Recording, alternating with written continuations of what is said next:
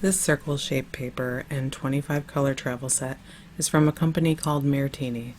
While not as low priced as some Chinese brands, it is definitely reasonable compared to other high-end student-grade paints. I noticed a couple odd names and typos on the included color chart. There's also no pigment number or ingredients listed, although most of the colors appear to be correctly named. The watercolors claim to use honey with a gum arabic binder, but I didn't notice any sweet smell like you do with White Nights or M. Graham's honey paints. The binder seems to be a little shiny in some colors. Most colors were easy to re-wet, but a few took an extra pass with my brush to achieve good color payoff. The case and packaging are really unique. This would make a really good gift for any artist. I feel like I was opening a fancy box of chocolates, and the golden grids on the lid function as tiny mixing wells. The sponge can be removed if you want to put your own tube paint in it, but it's also nice to have for wiping your brush clean if you were using a water brush while traveling. It is very thin and compact.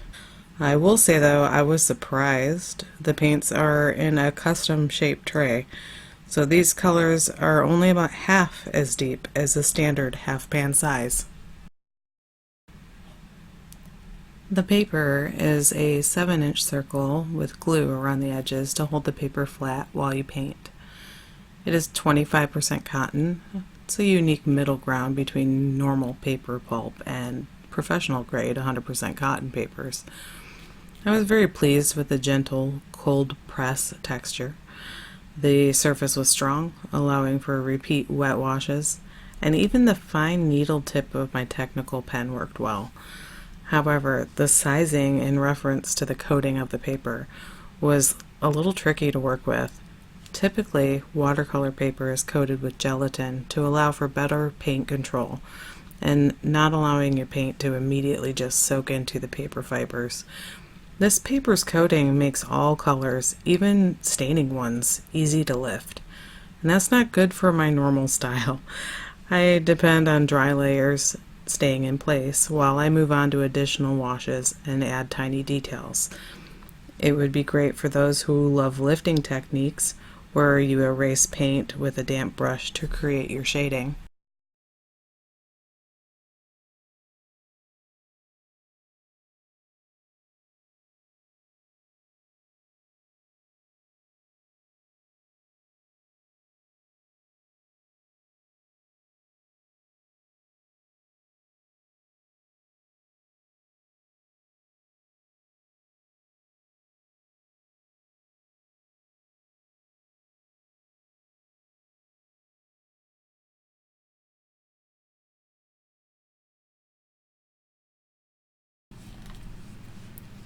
Because of the easy lifting, I didn't want to do something overly detailed, especially where I might go over the same area repeatedly with small strokes, like animal fur or bird feathers.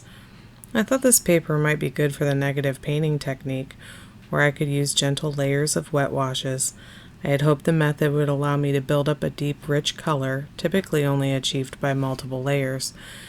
In negative painting, you apply color outside of the lines, and it's not usually a technique suited for very much line work, partially because it's harder to train your brain not to treat the painting like a coloring book, where you stay within the lines, or positive spaces.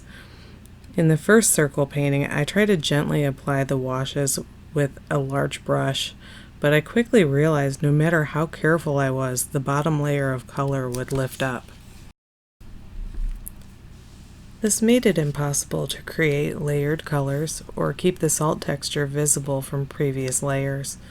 After I was done, I decided to start a second circle painting, focusing on the paper's strengths. One single wet-on-wet layer with pen details worked really well. I also wanted to mimic the negative painting technique style by focusing on laying colors down in the same way, but within the positive spaces. It ended up being a lot easier on the paper and a lot less time drying between layers. If you have any input about negative painting or have a favorite brand of watercolor paper you'd like to suggest, I'd love to hear from you in the comments below.